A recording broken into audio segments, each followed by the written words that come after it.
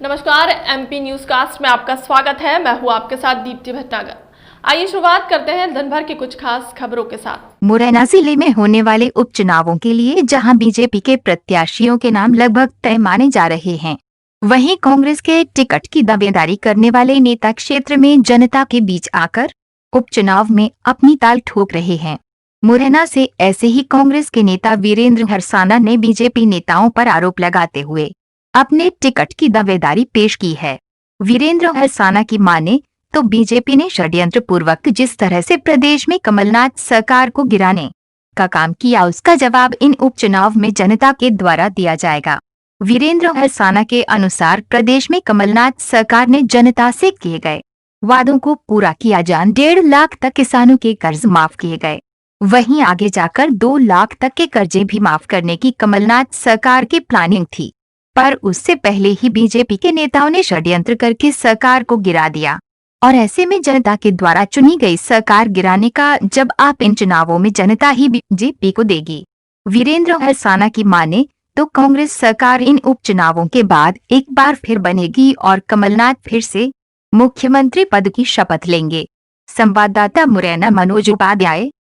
कन्यादान राशि में 26,000 से 51,000 का और किसान ऋण माफी का और बेरोजगारों को नौकरी देने का, इनमें से एक भी कार्य नहीं हुआ, ऐसा भाजपा वालों का आरोप है। देखिए, उनकी तो कथनी करनी में ही अंतर है। कमलनाथ जी का रोड मैप था, एक विजन था, विजन की सरकार थी, टेलीविजन की सरकार नहीं थी। कमलनाथ जी जैसा बहुआयामी व्यक्तित्व का मुख्यमंत्री मध्य प्रदेश को मिला, जो पुलिस को साप्ताहिक छुट्टी का प्रस्ताव दे सकता है, जो किसानों की ऋण माफी पर काम कर सकता है, कन्याओं को 21,000 से 51,000 तक की शादी के लिए, निकाह के लिए किया उन्होंने। और ये उनका कहना कि किसको मिला किसको नहीं मिला, ये वो अपने आंकड़ों को उठा के देखें और फिर देखें कि कितने लोग इससे लाभान्वित हुए हैं। इसके साथ साथ में पिछड़े वर्ग को 27% आरक्षण मध्य प्रदेश की सरकार ने, कमलनाथ जी ने दिया। ये उनका बहुत महत्वपूर्ण ऐतिहासिक निर्णय रहा। सवर्ण में आर्थिक आधार पर 10% आरक्षण दिया, ये सामाजिक न्याय अधिकारिता के क्षेत्र में उनका महत्वपूर्ण ऐतिहासिक कदम रहा। कमलनाथ जी के निर्णयों को स्वागतीय हैं और वो करने वाले थे, उनको इससे करने से रोका गया।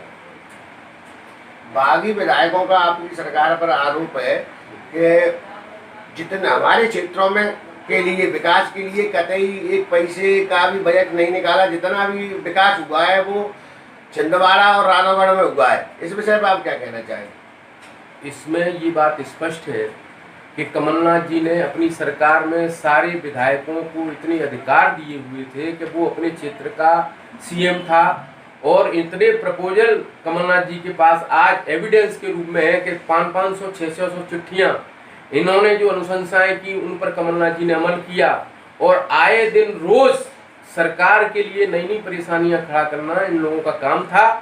और अंततः इन्होंने सरकार को गिराकर षड्यंत्र, जो भाजपा का केंद्रीय नेतृत्व से लेकर प्रदेश नेतृत्व तक जो था, उस षड्यंत्र में ये लोग शामिल हुए और जन आकांक्षाओं की जो मैंडेट वाली सरकार थी उनको गिराने का काम किया। ये अपराध, ये पाप बोध से ग्रसित है। इन्हें जनता में जाने में कितनी परेशानियों का सामना करना पड़ रहा है, इनको जनता इस उपचुनाव में जवाब देने जा रही है, पुरजोर जवाब देने जा रही है। ये चुनाव न तो हिंदुस्तान पाकिस्तान का है, न हिंदू मुसलमान का है। इन्हें 36 बिरादरी और 6 धर्मों के लोग वो जवाब देने जा रहे हैं कि इनकी पुश्तें याद रखेंगी कि जनता क्या होती है, जनता का पावर क्या होता है, मतदान का पावर क्या होता है। इस मतदान की चोट से इनको घर बिठाने का काम मध्य प्रदेश की 22 विधानसभा 24 विधानसभा क्षेत्रों में किया जाएगा।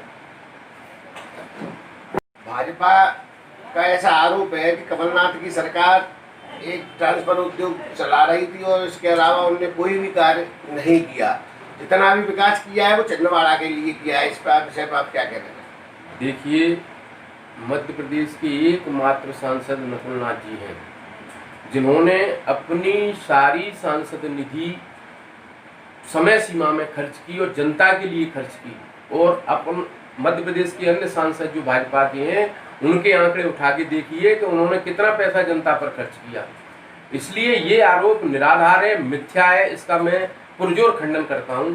साथ ही ट्रांसफर उद्योग की आपने जो बात की है, कमलनाथ जी ने जो 15 साल से अधिकारी जमे हुए थे उनमें छटनी करके जो काम करने वाले अधिकारी थे उनको सीटों पर लाने का प्रयास किया। इसको भाजपा ने महिमा मंडित करने का ये प्रयास किया कि ट्रांसफर उद्योग चला, जबकि कमलनाथ जी जैसा ईमानदार और निष्पक्ष जिनके 40-45 साल के राजनीतिक जीवन में कोई उन पर आरोप नहीं है, आज तक पूरे विपक्ष ने पुरजोर कोशिश की कि कमलनाथ जी को आरोपित किया जाए, लेकिन निष्कलंक कमलनाथ जी निकले और जनता के बीच में गए और मध्य प्रदेश में 2018 में सरकार बनवाई। और अब 22 और 24 चुनाव जो होने जा रहे हैं, दुष्प्रचार इन्होंने शुरू कर दिया है, लेकिन जनता समझ गई है इनका षड्यंत्र और लोकतंत्र की हत्या करने का इन्होंने जो काम किया है उसका विरोध जनता वोट की चोट से देने जा रही है इन लोगों को। और आप देख रहे हैं कि मध्य प्रदेश में 5 लोग सरकार चला रहे हैं, one man show Madhya Pradesh में चल रहा है। लोकतंत्र कहाँ रहा मध्य प्रदेश में? प्रजातंत्र का जो यहाँ पर मखौल उड़ाया जा रहा है ये मध्य प्रदेश की जनता जानती है। और 2200 विधानसभा क्षेत्रों में कांग्रेस पूरी तैयारी के साथ उतर रही है और जनता चुनाव लड़ेगी, कांग्रेस चुनाव नहीं लड़ेगी। मध्य प्रदेश की 22 विधानसभा क्षेत्रों की वो जनता चुनाव लड़ेगी।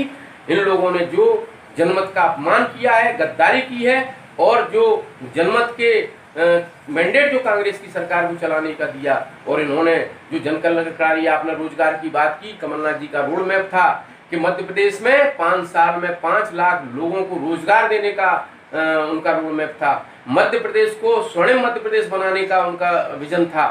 कमलनाथ जी के रोड मैप पर और विकास के विजन पर इन लोगों ने पूर्ण विराम लगाया है। अब मध्य प्रदेश की जनता 22 के 22 एमएलए चुनकर कमलनाथ जी को द्वारा मध्य प्रदेश का मुख्यमंत्री बनाएगा, ऐसी हमारी कामना नहीं, जन आकांक्षा है जिन पर कमलनाथ जी खड़े उतरेंगे। अच्छा नेताजी, कमलनाथ सरकार ने मुरैना जिले में कोई ऐसा बड़ा काम नहीं किया जो ऐसा भाजपा वालों का आरोप है, तो आप इस मुद्दे पर जनता के बीच जाकर क्या कहें? देखिए साहब, कमलनाथ जी जब मुरैना पहली बार आए प्रदेश अध्यक्ष बनकर और सरकार बना 2018 में, उन्होंने मुरैना की जनता को कमिटमेंट किया है कि